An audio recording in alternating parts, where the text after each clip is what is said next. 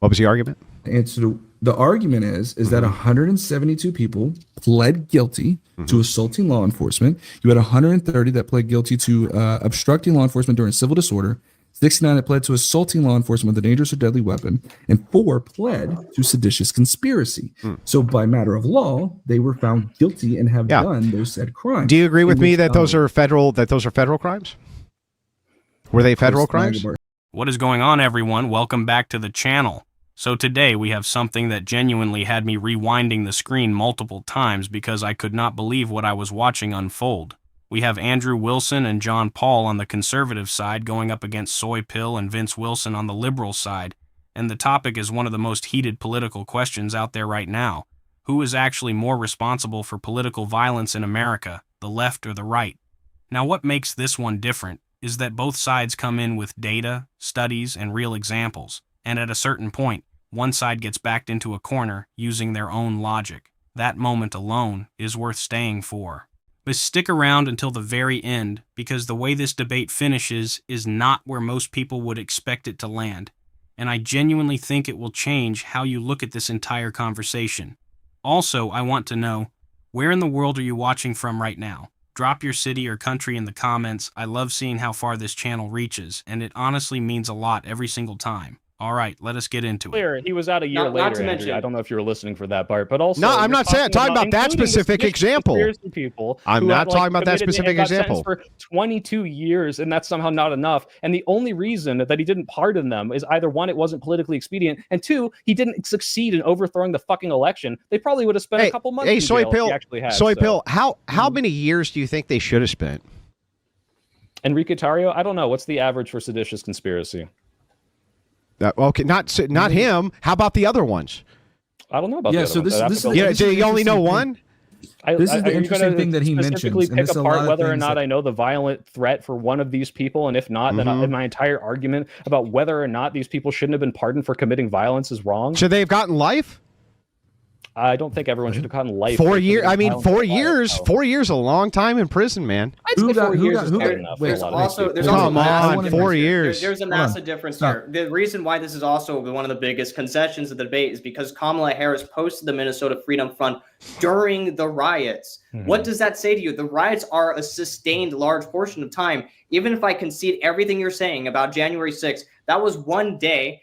We've been trying to let Vince speak. Democratic election or $2 billion. His fucking connection sucks. His connection sucks. Responsibility and impact of the political parties. I am not excusing. Like Andrew said, we completely condemn all and any political violence. You condemn January 6th, which is why it is exactly wrong. Which is why it is wrong when during the violent protests and riots of Antifa and BLM, when you're posting bailout funds to help people who are protesting and who are in the riots to get out of jail. Like, what does that say? So again, you're incapable of understanding that you're conflating protesting, violence, violent crime, and all of the other things that are incorporated in this bail fund. It's a signal, dude. It's a signal. If she's retweeting a bail fund, it's a signal. Donald Trump to pardon some of these trespassers. You can't even fucking condemn January 6th. You understand how fucking insane and unhinged and asymmetrical this is. You have made zero concessions, not because you're more right. It's because the only way you can even possibly get into our brains is to say you're steel manning us, when I am saying, yes, Kamala Harris potentially releasing a violent criminal or helping in doing that is sending some sort of signal, and that is not okay. And you're like, well, we win because we don't want to actually do the good faith thing and understanding that the January 6th stuff is fucked up. Andrew says 4 years is enough. I guess if you have the fucking brain of a bull, I just condemned the January 6th violence. Yes, it must just be because I'm so stupid, Soy. If only I were just a little bit smarter, I would understand that making like average IQ. Yeah, that's true. So where the fuck does that put you? The thing is so funny here is like, you've been trounced every debate we've ever had, and including this one. This is where the double standard gets fully exposed, and I want you to pay close attention because this pattern shows up constantly in political debates and most people miss it when it happens in real time. Soy Pill made a real concession. He admitted the bail fund promotion was irresponsible. No asterisk, no condition. That is actual intellectual honesty. And what did he get in return? The other side immediately declared total victory and tried to use that one concession to cancel out every other comparison on the table. Now here is what makes this so frustrating to watch. Andrew keeps circling back to the same number, 4 years. As if 4 years somehow makes the pardons irrelevant. as if the signal being sent does not matter because the punishment came first. But that is not how signals work in politics. And the signal is not when someone was pardoned, the signal is that they were pardoned and who chose to do it. Soypill called this out directly. He pointed out that the response to his comparison was not a counter-argument. It was just the word different. Just, it is not the same. And every time Soypill pressed on how exactly it was different, the explanation kept shifting. And then came the line that I think says everything. Soypill said, "You understand how insane and asymmetrical this is." And then he said directly, "You have made 0 concessions. Not because the right side was necessarily more correct on every point, but because every single time the same standard was about to be applied equally, a reason appeared for why this specific case was an exception. That is not debate. That is goalpost management. And once you see it, no, you cannot unsee it."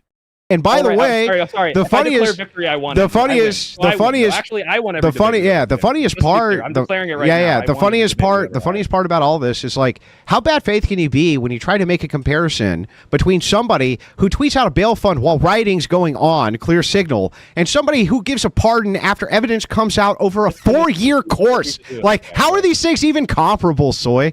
Yeah, because one of these people actually did something that was, I'm going to pardon people that I know did violence against this country and probably deserve to be in jail for what they're doing. Did all of them do violence? Did all of them do violence? You haven't even established that a majority of these people were violent. You've pointed out to one person who did a completely non-related political act after, and even then, I'm still granting you. You know what? I don't think that's okay to retweet that bail fund because that might be signaling to people that violence is okay. I mentioned earlier that January 6th was bad. John, that's how fucking bad faith you guys are. That's I mentioned earlier. I literally mentioned earlier that even if it's like, and I will agree, the vast majority of people did not burn down buildings and loot stores or whatever. Would you say that's mostly peaceful then?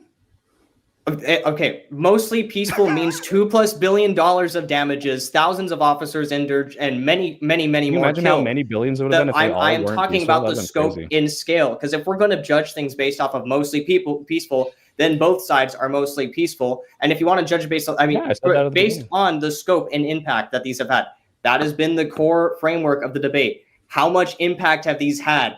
How many issues and problems have the left caused from political violence? You haven't mentioned any that is even remotely close to the destruction we saw in the Antifa. Not even in the same universe, by the way. Okay. And then Andrew says something that reveals more than he intended to. He frames it as a question. How can you possibly compare a bail fund tweet made in the heat of a moment to a pardon issued 4 years later after full legal proceedings? And on the surface, that sounds like a reasonable distinction. Time, process, evidence. But here is the part that gets skipped over completely. Soypill pushed back and made a point that completely reframes it. He said he was going to pardon people he believed did violence against the country and probably deserved to stay in prison. That is not a defense of the legal process. That is a political decision dressed up as one. And when a pardon is politically motivated, the message it sends is not justice. It is protection. It tells your movement, if you act for me, I will act for you. There is actually a well-documented concept in political accountability research called impunity signaling. It describes how when leaders consistently shield their allies from legal consequences, it does not just affect the individuals involved, it reshapes behavior across the entire movement. People start calculating risk differently. Political scientists have studied this pattern across governments in Latin America, Eastern Europe, and beyond. It is not a partisan idea. It is a structural one, and it applies directly to what Soypill was arguing. And when Andrew responded by saying the $2 billion damage figure was not even in the same universe, I understand the point he is trying to make. The scale was real, but using scale to avoid the logical comparison does not work. Because the principle of the argument does not change based on dollar amounts. Either applying the same standard to both sides matters, or it does not. Soypill was not denying the damage. He was saying how you respond to it matters just as much. So I've got some stats for you. So among the felony, did you chat GPT him? Can you be honest? Did you chat GPT him? Did you chat GPT him, Vince? 30 that pled to obstructing law enforcement and 69 that pled to assaulting law enforcement with a dangerous or deadly Okay, weapon. I'm going to go into all these with you, but did you chat GPT him? My chat wants to know, Vince. When we look at seditious conspiracy, I'm just going to ask you again when you're done. Seditious conspiracy. Soy, if I'm not mistaken, I believe Enrique Antario was either convicted. I think he was convicted of seditious conspiracy. So again, this wasn't as a matter of law. It was settled that they had done this particular crime. And so if Donald Trump was super about trying to uphold the rule of law, then he would have done so. Anyway, real quick before I answer to this, did you chat GPT all that? The truth. Tell me the truth. Yeah. So I had to look it up because the Department of Justice nuked that. Actually, if you go to the I'm debating with an AI. I'm debating with an AI right now. Well, I didn't chat GPT do this. I just looked up assault with a deadly weapon, various sentence of anywhere up to 20 years. So 4 doesn't seem like nearly enough. So yeah, and if Andrew wants to provide anything to go against the 172, you're more than welcome to do so. Yeah. Okay. Repeat the argument. I'm sorry. I want to get the answer to my question first. Go ahead.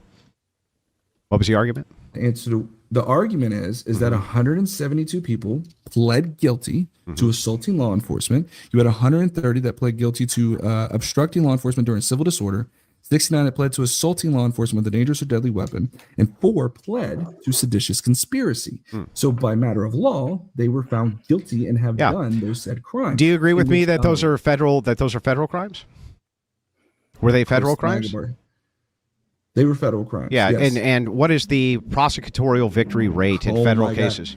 And then Vince dropped the numbers. And this is the moment where every argument about who is being held accountable and who is being protected comes into full focus. Vince laid it out clearly. 172 people pled guilty to assaulting law enforcement. 130 pled guilty to obstructing law enforcement during civil disorder. 69 pled guilty to assaulting law enforcement with a dangerous or deadly weapon. And 4 pled guilty to seditious conspiracy. Vince said all of this, and here is what I need you to focus on. Andrew's first response was not to challenge a single number. It was to ask whether Vince used an AI tool to find them. Let that sit for a second. When faced with a list of federal guilty pleas, the move was to question the research method, not the accuracy, not the data itself. Not one number was disputed. The entire deflection was about how the information was retrieved, not what it actually said. And when Vince confirmed he had to look it up because the original government source had been removed, Andrew said out loud that he was debating an AI. That was his answer to documented federal convictions. Here is what you need to understand about this kind of move. Attacking the source instead of the substance is one of the most recognizable tactics in any argument. It works because it shifts the audience away from the content and toward the credibility of the person speaking. But in this case, the data came from federal court records. Guilty pleas. Those cannot be reframed by questioning where someone found the link. And then Vince asked the question that put everything in place. And he asked Andrew directly, "Do you agree those were federal crimes?" Andrew said yes. He agreed on camera. These were federally convicted crimes committed by people who were later pardoned. So here's the full picture. One side is being asked to answer for a tweet promoting a bail fund. The other side just confirmed they are defending pardons for people who pled guilty to federal crimes involving violence against law enforcement. Vince laid out the numbers. Vince asked if Andrew agreed. Andrew agreed. Let that be the thing you carry away from this. So what do you guys think of this? Leave your thoughts down in the comments. Please like and subscribe, and I will see you in the next video.